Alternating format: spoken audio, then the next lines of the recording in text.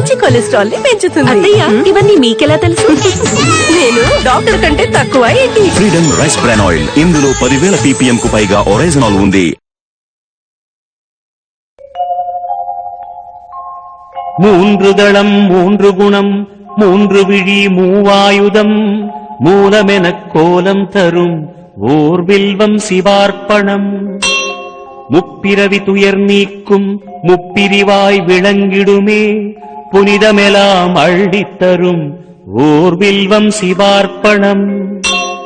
கோடி கோடி கல்யாணம் செய்து வைக்கும் இனிய பலன் குறைகளின்றி தந்திடுமே ஓர் வில்வம் சிவார்ப்பணம். காசி க்ஷேத்திரம் வசிப்பதனால் கால பைரவ தர்சனத்தால் வரும் பலனை தந்தருளும் ஓர் வில்வம் சிவார்ப்பணம்.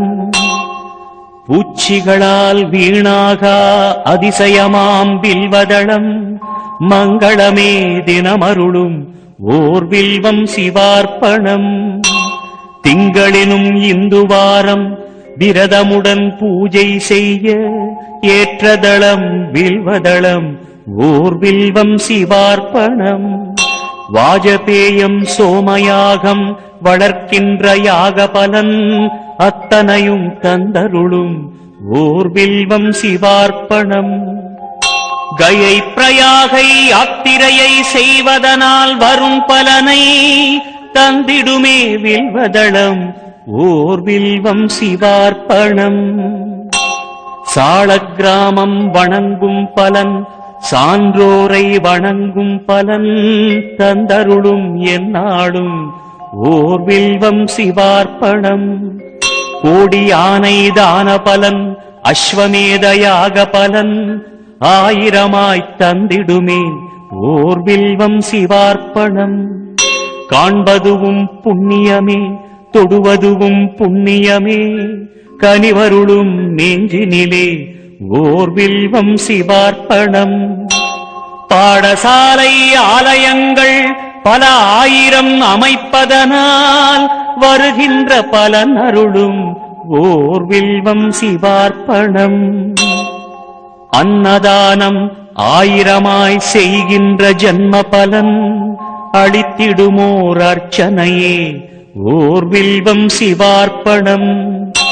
வில்வாஷ்டகம் தன்னை சிவனருகில் உரைப்போர்க்கு செல்வமெலாம் கூடி வரும் சிவனருளும் தினம் வரும்.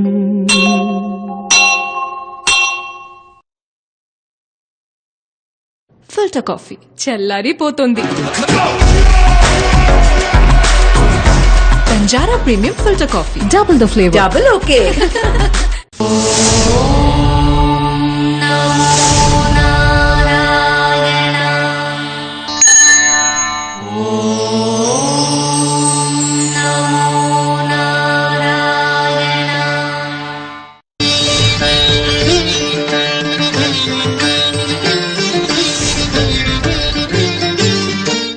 இருளிரிய சுடர்மணிகள் இமைக்கும் நெத்தி இனத்துத்தி அணிபணம் ஆயிரங்கள் ஆர்ந்த அரவரச பெருஞ்சோதி அனந்தன் என்னும் அணிவழங்கும் உயர்வெள்ளை அணையை மேவி திருவரங்க பெருநகருள் தென்னீர் பொன்னி திரைக்கையால் அடிவருளப் பள்ளி கொள்ளும் கருமணிய கோமளத்தை கண்டுகொண்டு என் கண்ணிலைகள் எண்ணுகிறதோ களிக்கு நாளேன்னு குலசேகராழ்வார் பாசுரம். வாயோரீர் 500 துதங்களார்ந்த வளையுடம்பின் அடல் நாகம் உமிழ்ந்த செந்தி வீயாத மலர்ச்சென்னி விதானமே போல் மேன்மேலும் மிகவெங்கும் பறந்ததன் கீழ் ஆழ்வார் சாதிக்கிறார். 2 500 1000 தலைகள். அத போல ஆதிசேஷனுக்கு 1000 முகங்கள். ஒன்றில்லே ரெண்டில்லே 1000 முகங்கள். ராமானுஜருக்கு இருக்கிற 1000 முகங்கள். என்னவா இருந்திருக்கலாம்னா, வேதாந்தியா இருந்தது ஒரு முகம். திவ்வதேசங்கள் தோறும் போய் அங்கங்க கைக்கிரத்தை ஏற்படுத்தி வைத்தாரோ இல்லையோ, அதவருக்கு ஒரு முகம். 74 சிம்மாசனாதிபதிகளை ஏற்படுத்தி அதன் மூலம் ராமானுஜ சம்பந்தம் கிட்டட்டும், எல்லாரும் மோட்சம் பெறட்டும் ஏற்படுத்தி வச்சாரோ இல்லையோ, அது ஒரு முகம். ஸ்ரீபாஷ்யம், வேதார் சங்கிரகம், வேதாந்த சாரம், தீபம், கத்தியத்ரயம், நித்திய கிரந்தம், இது முதலான நூல்களை எழுதி வைத்தாரோ இல்லையோ, அது அவருக்கு ஒரு முகம். எந்த ஒரு சிஷ்யனும் பெருமானை கண்டிப்பா அடைஞ்சிடணும், சொத்து சுவாமியை பிரிஞ்சு இருக்கக்கூடாது அப்படிங்கிறதுக்காக எல்லா இடத்துலையும் கருணையே பொழிந்தார் இல்லையோ, அது அவருக்கு இருந்த ஒரு முகம். இப்படி ஒரு பக்கம் ஒன்னொன்னு. சாதாரணமா வேதாந்தியா இருக்கிறவா அதை மட்டும் வாசிப்படுவா. அவ அப்படியே கோவில் குளத்துக்கு எல்லாம் போயிட்டு இருக்க மாட்டான். வேதாந்திகள் காட்டில் இருப்பார்கள், பிரம்மத்தை தியானிப்பார்கள், வேணும்னா ஓலைச்சுவடியில நூல் எழுதுவா, அத்தோட சரி. ஆனா சுவாமி அப்படியா இருந்தார், எல்லாருக்கும் மோட்சம் அணுங்கிறதுக்காக எங்கெங்க போகணுமோ போய் பிரச்சாரம் பண்ணார். திருத்தி திருமகள் கேள்வனுக்கு ஆட்சேபித்தார்.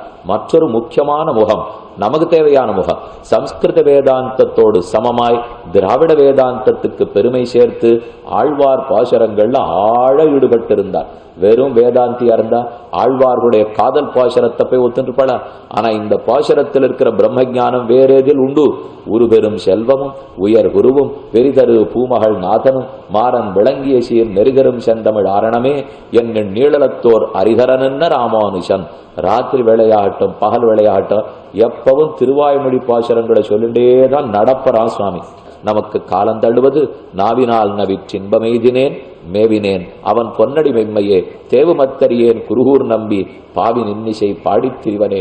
குருகூர் நம்பி பாசுரம் 4000 பாசுரங்களையும் பாடி அதிலேயே ஆனந்த பரிதராய் அஸ்ரூபூர்ணாகுலேக்ஷணராய் கண்கள்ல நீர் ததும்பத்தான பூர்வாச்சாரிகள் இருந்திருக்கா.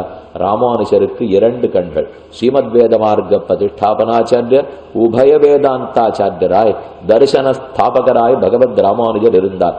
ஒரு திருக்கண்ணாக வடமொழி வேதாந்தம், மற்றொரு திருக்கண்ணாக அழகான தென்மொழி தமிழ் வேதாந்தம். இந்த 2ஐயும் சமமா நடத்திட்டு போனவர்.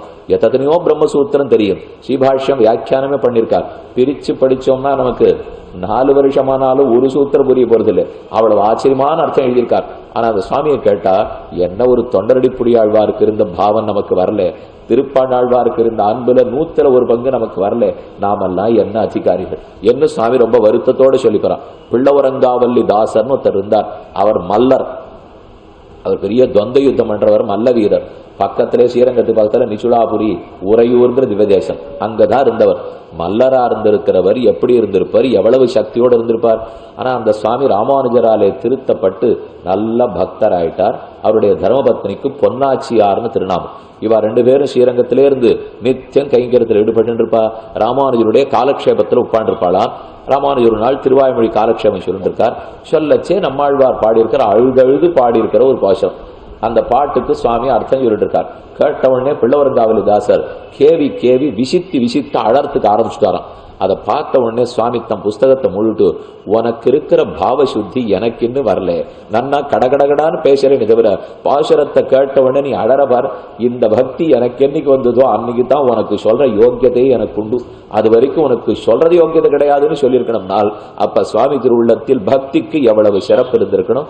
வெறும் வரட்டு சம்ஸ்கிருதத்தை மட்டும் பற்றினவர் அல்லர். சொல்லார் தமிழரும் உண்ணும் சுருதிகள் 4ம் எல்லையில்லா வரணறி யாவும் தெரிந்தவனி ராமானுஷர். அனைத்து தமிழ் சப்தங்களுக்கும் அர்த்தம் கூறி இது இயற்தமிழ், இசைத்தமிழ், நாடகத்தமிழ் என்று நம்முடைய தமிழ் பாஷைக்கு ஆழ்வார்களுடைய ஈரத்தமிழை சம்ஸ்கிருத பாஷைக்கு நிகராக, ஏன் ஒரு படி மேலாக காலக்ஷேபம் என்னால் பொழுதுபோக்குவதென்னால் ஆழ்வார் அருளி செயல்களில் என்ன ஒரு உறுதியான நிலையில் எழுந்துள்ள இருந்தாரோ இல்லையோ, அது சுவாமிக்கே உண்டான பெருமை. ஆக ஞானத்தோடே பக்தியை கலந்துட்டாருங்கிற பெருமை. ஞானத்தை விட பக்தி சிறந்ததுன்னு உலகத்தில் பறைசாற்றினார். ஏன்னா ஞானம் ரொம்ப உயர்ந்ததுன்னு சொல்லுவார். பக்தினால் அது உங்க ராமானுஜ சம்பிரதாயத்துல பக்தின்னு சொல்லுவேள், அது கொஞ்சம் மூடத்தனமான பக்தி தானே. என்னதான் இருந்தாலும் ஞான மார்க்கம் தானே சிறப்புன்னு சொல்லலாம். என்ன சிறப்பு? பக்திஷ்ட ஞான விசேஷா. பக்தின்னு சொன்னால் ஞானத்தினுடைய முதிர்ந்த நிலையத்தான் பக்தின்னு சொல்லுவோம். அப்ப ஞான மார்க்கம் கீழே, பக்தி மார்க்கம் மேலே. இந்த உயர்ந்த அர்த்தத்தை தான் ராமானுஜர் ஜகத்து முழுக்க பரப்புவதற்காக அவதரித்தார். நீ கீதா பாஷ்யம் சொல்றீரா கேட்கிறோம், ஸ்ரீபாஷ்யம் சொல்றீரா கேட்போம், உபனிஷத் பாஷ்யம் சொல்றீரா கேட்போம்னா எல்லாம் அனைவரும் சொல்ல தெரிந்தவர்களே, ஒரு குறையும் இல்லை. ஆனால் உபனிஷத் பாஷ்யமும் மற்றொன்றும் நம்ம தெரியாம ஒரு பெருமையும் ஒரு செருக்கையும் கொடுக்கும்.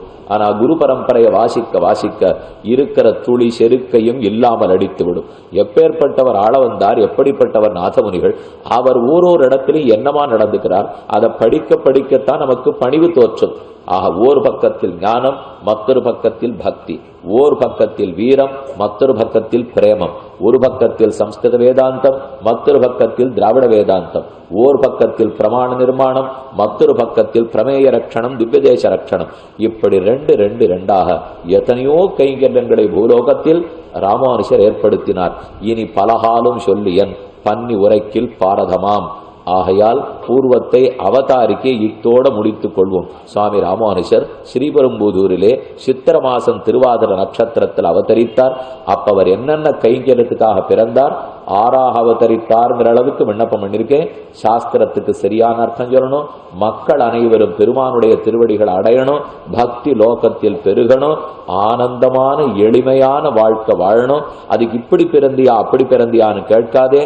ஆசை இருக்கிற வாழ்க்கெல்லாம் மோட்சம் உண்டு. ஒரு திவ்ய தேசத்துக்கு விடாம கைங்கரியம் பண்ணணும். இதுதான் பக்த நாம பிறந்ததுக்கு அடையாளம். என்ன கைங்கரியத்தில் ஸ்ரத்தையோடு இருந்தார். உங்களுக்கு ஒரு கேள்வி பிறக்கலாம், உயர்ந்த பதஞ்சலியை பத்தி கேள்விப்பட்டிருக்கீங்களா? பதஞ்சலி யோக சாஸ்திர நிபுணர். அவர் தான் யோக சூத்திரம் முழுக்க எழுதியிருக்கார். அதே யோக சாஸ்திரம் தான் நாதமுனிகளிடத்தில் இருந்ததுன்னு பார்த்தோம். ஆனா யோக சாஸ்திரம் அவருக்கு அப்புறம் குருகைக்காவலப்பன் இடத்துல போயிட்டு அத்தோட பட்டு போயிற்று என்பதையும் பார்த்தோம். அப்போ உய்யக்கொண்டார் மணக்கால் நபிகள் மூலமாக ராமானுஜருக்கு வந்திருக்கிறதுக்கு வாய்ப்பு இல்லை. அதனால ராமானுஜர் யோகமே தெரியாதவரா இருந்திருப்பார்னால் இருக்க முடியாதே. ஏன்னா ஆதிசேஷனுடைய அவதாரம் தான் பதஞ்சலி. ஆதிசேஷன் பதஞ்சலியாக பிறந்து யோக சாஸ்திரத்தை எழுதிவிட்டார். அவரே லக்ஷ்மணனா அவதரிக்கிறார், பலராமனா அவதரிக்கிறார், அவரே தான் ராமானுஜரா அவதரிச்சிருக்கார். அப்ப பதஞ்சலி யோக சாஸ்திரம் முழுக்க உள்ளங்கை நெல்லிக்கனி போல ராமானுஜரிடத்தில் இருந்திருக்கும். அப்ப தன்னுடைய சிஷ்யர்களுக்கு நல்லா யோக சாஸ்திரத்தையே பிரவர்த்தனம் பண்ணிருக்கலாமே, அதை உபதேசம் பண்ணிருக்கலாமேனால் கலியுகம் முத்த யோக சாஸ்திரத்தில் எண்ணம் போகாதுன்னு தெரிஞ்சுட்டார். யோகத்துல எண்ணம் போனோம்னா மனத்தை அடக்கி ஆகணும் இல்லையோ. சுவாமி பார்த்தார், கலியுகத்தில் இனி யோக சாஸ்திரத்துக்கு பெருமை வர போறதில்லை. அதை நாம் மற்றொரு விதத்தில் மாற்றுவோம். நம்ம தியானத்தாலோ யோகத்தாலோ அடைவது பகவானைத்தானே. அது வேற எளிய வழிதானே வேணும். இப்போ யோகத்தை பண்ணுன்னு சொன்னா இவன் பண்ண போறது இல்லை, தியானம் இவனால ஆகாது. அப்ப மற்றொரு வழி செய்வோம். அந்த பெருமானே அருள் கூர்ந்து சரணம்னு சொல் மோட்சம் கொடுக்கிறேன்னு சொல்லியிருக்காரு. அப்ப அந்த வழியை லோகத்துல பிரவர்த்தனம் பண்ணுவோமே என்ன சரணாகதி சாஸ்திரத்தை சொல்லிவிட்டார். பண்ணிட்டோம். பண்ண அப்புறம் பொழுது போகணும் இல்லையோ. சரணாகதி ஒரு நிமிஷத்துல முடிஞ்சு போடுறது. பெருமானோ சரி நீ எப்போ நிர்பயோ அஸ்மின்னு சொல்லி எல்லாத்தையும் எங்கிட்ட சமர்ப்பிச்சியோ நான் பார்த்து உனக்கு மோட்சம் கொடுக்குறேன் அவரதும் உரியடிச்சுட்டார். இப்ப இனிமே என்ன பண்ணலாம், இருக்கும் நாள் பிராணம் போற அன்னி வரைக்கும் இந்த வாழ்க்கையை வாழ்ந்தாகணும் இல்லையோ. என்ன பண்ணலாம்னு கேட்டா அப்ப ராமானுஜர் பதில் சொன்னார், நன்னா தியானமும் யோகமும் பண்ணிட்டு இருந்தார். நமக்கு இப்ப சந்தேகம் வந்துட்டு, இதைத்தானே முன்னாடி பண்ணிட்டு இருக்கோம் நம்ம சொன்னோம். ஒண்ணுமே வேண்டாம் சரணாகதின்னு சுவாமி உபதேசித்தார். சரணாகதி முடிஞ்ச அப்புறமும் தியானம் யோகம்ங்கிறார். என்னால் முன்னால் சொன்னதனுடைய உருவம் வேறே, இப்ப சொல்லுவதனுடைய உருவம் வேறே. முன்னால் யோகம்னு சொன்னது அதை பண்ணி கரணம் தப்பினா மரணம். ஒரு ஏழை பெசகாமல் யோக சாஸ்திரத்தால் அட்டாங்க யோகத்தால் ஆத்ம சாட்சா்காரம் பெற்று அதனால் பகவான வசீகரணம் பண்ணி பெருமானிடத்துல மோட்சம் பெறுதல் நிச்சயமா நடக்க போறதில்லை. அப்படியே நமக்கு பண்ணணும்னா கூட 10 ஜென்மம் பிடிக்குமோ 20 ஜென்மம் பிடிக்குமோ. ஏன்னா அதெல்லாம் கரணம் தப்பினா மரணம். சுவாமி சுலபமா மாற்றிட்டார். சரணாகதி பண்ணு மோட்சத்தை வாங்கிக்கோ. இப்ப மிச்சம் இருக்கிற நாள் யோகம் தியானம்னால் இது ஆனந்தமா பண்ற யோகமும் தானமும். இங்க நிர்பந்தமே கிடையாது, இங்க ஒண்ணு கையெழுத்தே கிடையாது. இப்ப கார்த்தால ஒரு இடத்துக்கு நீங்க வேலைக்கு போயிருந்தேன், 58வது வயசு வரைக்கும் போனேன். சரியா 8 மணிக்கு போயிடணும், கையெழுத்து போடணும், முதலாளி என்ன சொல்லுவோம் பார்க்கணும், 4:30 மணி வரைக்கும் வேலை செய்யணும், திரும்பி வரணும், சனிக்கிழமை கூட்டாலும் போகணும், ஞாயிற்றுக்கிழமை கூட்டாலும் போகணும். எல்லாம் 60 வயசு வரைக்கும் ஓடி ஆடியாச்சு. அன்னைக்கு ஓய்வு கொடுத்துட்டா. இதை போல ஒரு மாலையை போட்டு கையில மிச்சம் இருக்கிற காசு எல்லாத்தையும் கொடுத்துட்டு போயிட்டு வாங்கோ அப்படின்னு கை குளிக்க அனுப்பிச்சு விட்டுட்டா. கிளம்புற சமயத்துக்கு வாசல்ல முதலாளி வந்தார். நீர் நாளையிலேருந்து வந்துன்றோம். நாம கேட்டோம் போருமே, இன்னி வரைக்கும் வந்ததே போறாதாப்போ இதுக்கப்புறம் நாளைக்கு வேற வரணுமான்னா. அப்ப அவர் சொன்னார், ஒண்ணுமில்லை நீர் பாட்டுக்கு வந்துட்டு போம், உனக்கு எவ்வளவு ஞானம் இருக்கு அதெல்லாம் என் பிள்ளைகள்லாம் தெரிஞ்சுக்கிட்டோம், வந்து சொல்லி கொடுத்துட்டு போம். உடனே நாம சொன்னோம், இல்ல நாளையிலேருந்து தான் நான் திருவாராதனம் பண்ணலாம்னு சங்கல்பம் பண்ணிருக்கேன், நேற்று வரைக்கும் பண்ணல, அதனால நாளிலேருந்து அது பண்ணா 11 மணி ஆகுமே. பரவாயில்ல நீர் 11 11 எப்ப முடியுமோ வாரும். ஆனா சாயங்காலம் போயிட்டு இனிமே கொஞ்சம் சந்தியாவந்தனம் பண்ணலாம்னு முடிவு பண்ணிருக்கேன். இத்தனை நாள் விட்டுட்டேன், அதனால 4 மணி கிளம்பினாத்தான் முடியும். நீர் 3 மணிக்கே போயிட்டு வார், வயசாயிடுத்து 11 மணிக்கு வாரம், 3 மணிக்கு போயிட்டு வரலாம், வந்துட்டு போங்க. சரின்னு வர ஆரம்பிச்சேன். அதே நாற்காலி ஒன்னும் மாறல, அதே நாற்காலியில உட்காந்துருக்கேன், அதே வேலை தான் பார்க்க போறேன், எல்லாம் அதே. ஆனா இப்ப எந்த நிர்பந்தமும் இல்லை பாருங்க. நேற்றுக்கு வர்ற வரைக்கும் நிர்பந்தம், இன்னைக்கு எந்த நிர்பந்தமும் இல்லை. முதலாளி வேணும்னு ஆசைப்பட்டு என்ன கூட்டுனுட்டா இருப்போம், அதனால எனக்கு நிர்பந்தமே இல்லை. அதே போல யோகத்தால தான் மோட்சத்துக்கு போனோம்னால் நிர்பந்தம், பெருமானால மோட்சத்தை அடைஞ்சிடுவோம். ஆனா இருக்கிற காலத்தை ஆனந்தமா கழிக்கிறதுக்கு யோகம்னால் நிர்பந்தம் இல்லை. ஏன்னா அது ஏன் இஷ்டத்துக்கு பண்ணலாமோ இல்லையோ.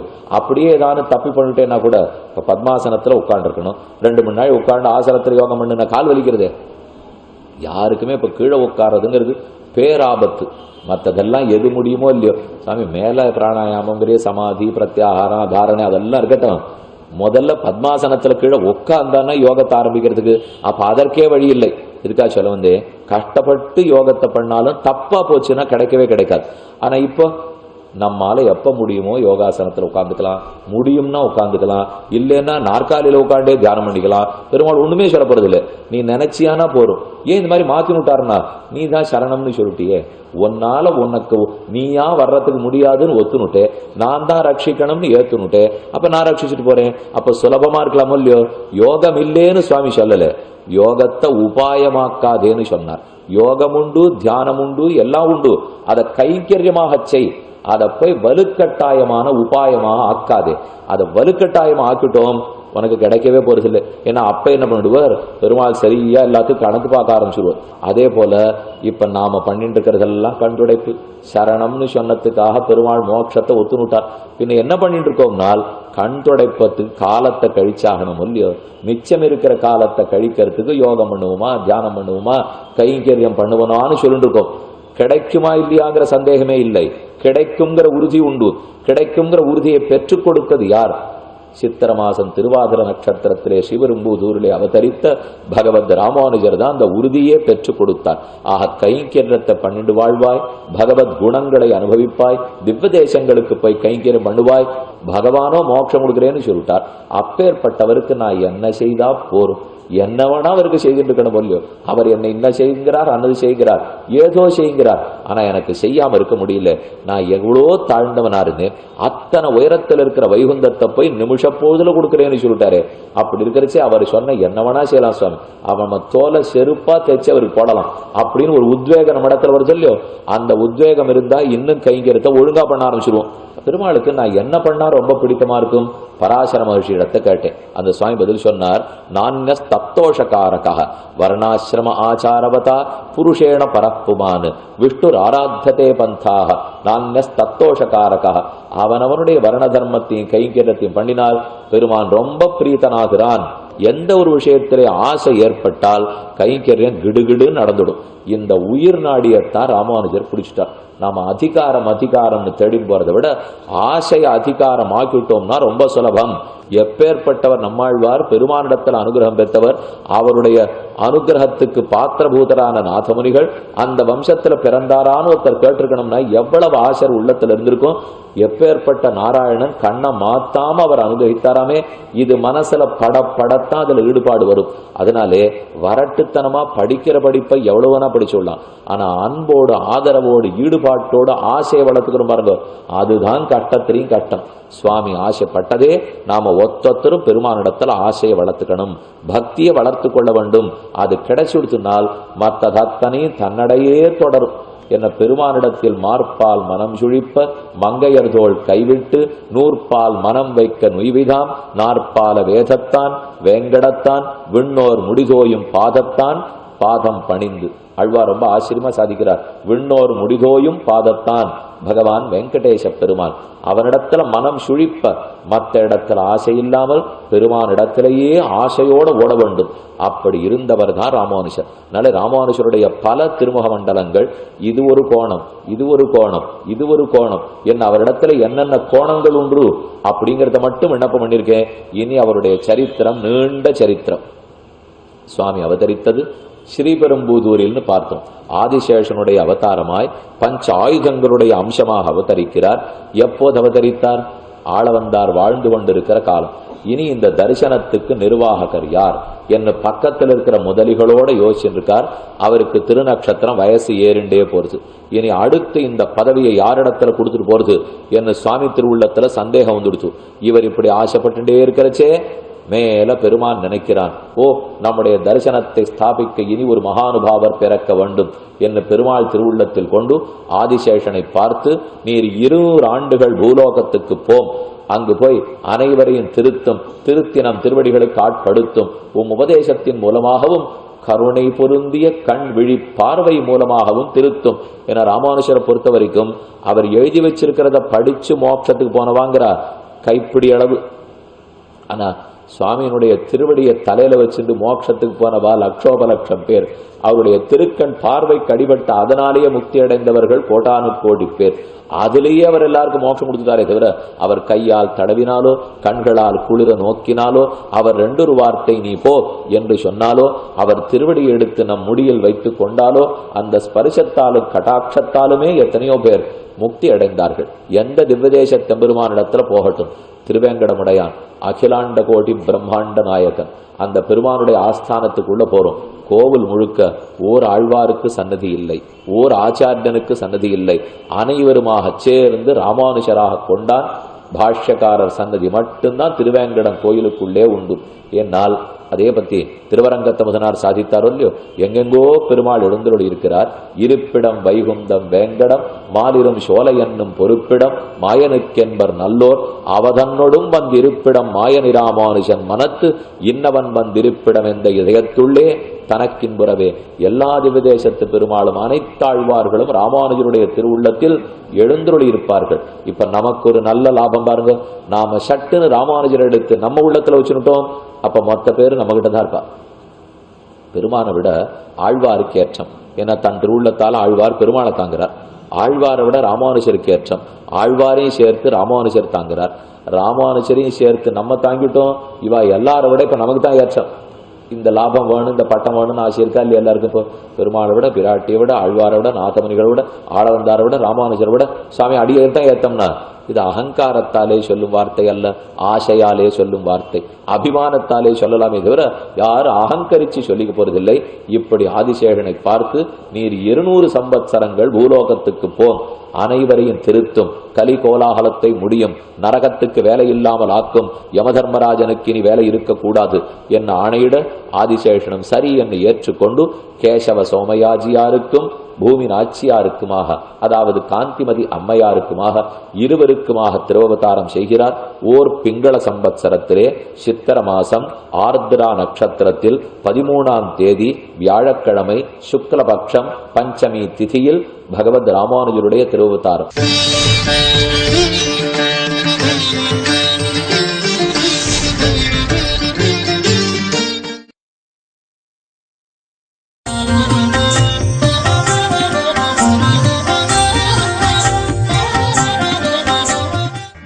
விட்டல விட்டல விட்டல் விட்டல விட்டல பாண்டுரங்க, விட்டல விட்டல விட்டல விட்டல விட்டல பாண்டுரங்க, பாண்டுரங்க பாண்டுரங்க ரங்க, பாண்டுரங்க பாண்டுரங்க பாண்டுரங்க பாண்டுரங்க பாண்டுரங்க பாண்டுரங்க.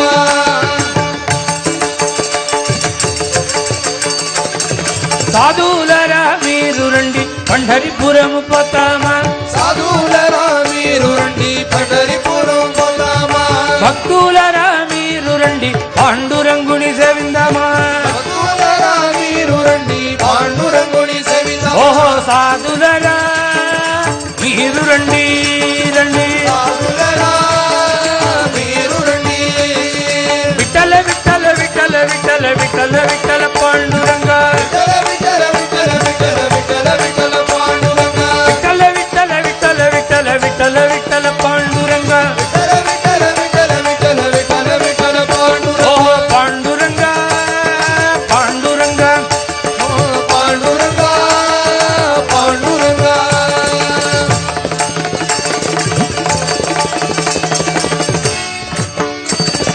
కడుపులో బల ఇల్లు కట్టుకొని కాపురమున్నాడు, కడుపులో బల ఇల్లు కట్టుకొని కాపురమున్నాడు, కడుపులో బల ఇల్లు కట్టుకొని కాపురమున్నాడు, కడుపులో బల ఇల్లు కట్టుకొని కాపురమున్నాడు.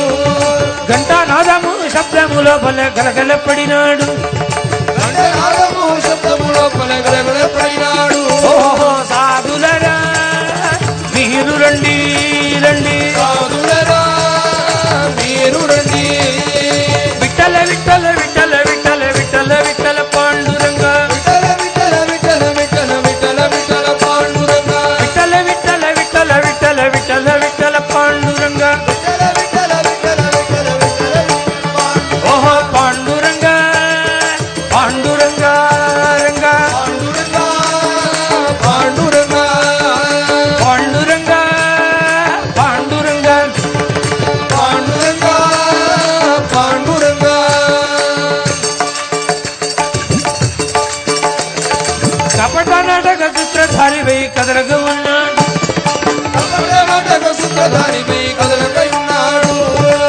ఐవర కన్నాభి రామదాసుని కథలే ఉన్నాడు. ఓహో సాధులరా మీరు రండి రండి, సాధులరా మీరు రండి, భక్తులరా మీరు రండి, ఓ భక్తులరా మీరు రండి. విఠల విఠల విఠల విఠల విఠల విఠల పాండురంగ, విఠల విఠల విఠల విఠల విఠల పాండురంగ, విఠల విఠల విఠల విఠల విఠల విఠల పాండురంగ,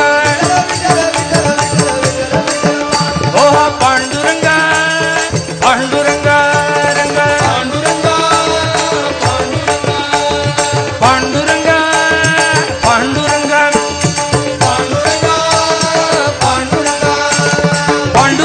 పాండురంగ పాండురంగ పాండురంగ పాండురంగ పాండురంగ పాండురంగ ఓల పాండురంగ పాండురంగ పాండురంగ పాండురంగ పాండురంగ పాండురంగ పాండురంగ పాండురంగ పాండురంగ అరే పాండురంగ పాండురంగ పాండురంగ పాండురంగ అరే పాండురంగ పాండురంగ పాండురంగ ఓల పాండురంగ పాండురంగ పాండురంగ పాండురంగ ఓల పాండురంగ పాండురంగ పాండురంగ పాండురంగ పాండురంగ పాండురంగ పాండురంగ పాండురంగ పాండురంగ పాండురంగ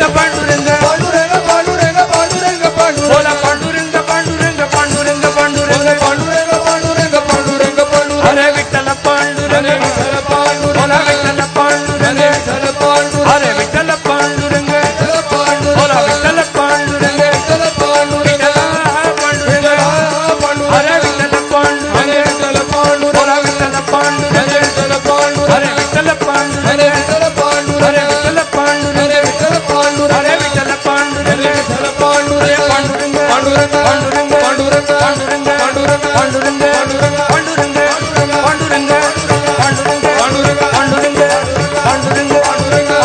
పాండురంగ పాండురంగ పాండురంగ పాండురంగ పాండురంగ పాండురంగ పాండురంగ అరే విఠల పాండురంగ విఠల పాండురంగ ఓల విఠల పాండురంగ విఠల పాండురంగ అరే విఠల పాండురంగ విఠల పాండురంగ ఓల విఠల పాండురంగ విఠల పాండురంగ అరే విఠల పాండురంగ విఠల పాండురంగ అరే విఠల పాండురంగ అరే విఠల పాండురంగ అరే విఠల పాండురంగ విఠల పాండురంగ అరే విఠల పాండురంగ విఠల పాండురంగ అరే విఠల పాండురంగ విఠల పాండురంగ అరే విఠల పాండురంగ విఠల పాండురంగ ఓల విఠల పాండురంగ విఠల పాండురంగ అరే విఠల పాండురంగ విఠల పాండురంగ అరే విఠల పాండురంగ విఠల పాండురంగ ఓల విఠల పాండురంగ విఠల పాండురంగ అరే విఠల పాండురంగ విఠల పాండురంగ అరే విఠల పాండురంగ విఠల పాండురంగ అరే విఠల పాండురంగ విఠల పాండురంగ ఓల విఠల పాండురంగ విఠల పాండురంగ అరే విఠల పాండురంగ అరే విఠల పాండురంగ అరే విఠల పాండురంగ విఠల పాండురంగ అరే విఠల పాండురంగ అరే విఠల పాండురంగ ఓల విఠల పాండురంగ అరే విఠల పాండురంగ అరే విఠల పాండురంగ అరే విఠల పాండురంగ అరే విఠల పాండురంగ విఠల పాండురంగ అరే విఠల పాండురంగ విఠల పాండురంగ విఠల పాండురంగ విఠల పాండురంగ बोल पंढरीनाथ महाराज की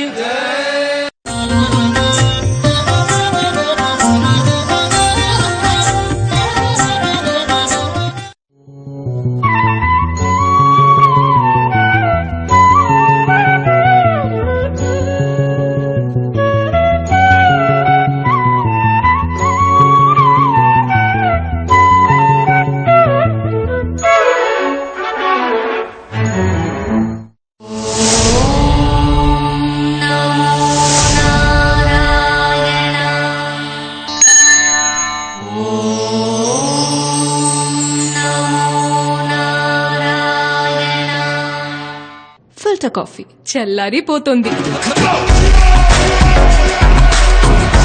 Banjara premium filter coffee, double the flavour. Double okay.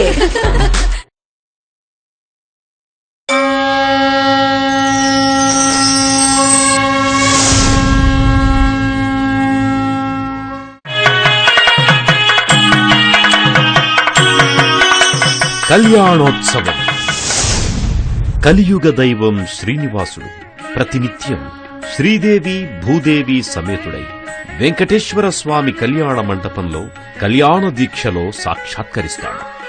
7 మల్లెల ఎత్తైన శ్రీ భూ సుకుమార దేవేరుల నడుమ మలయప్ప స్వామి కోరిన వరాల రాయుడై శోభిల్లుతాడు. పిడికిట తలంబ్రాల పెండ్లి కూతురు, కొంత పెడమరలి నవ్వేనే పెండ్లి కూతురు. పిడికిట తలంబ్రాల పెండ్లి కూతురు,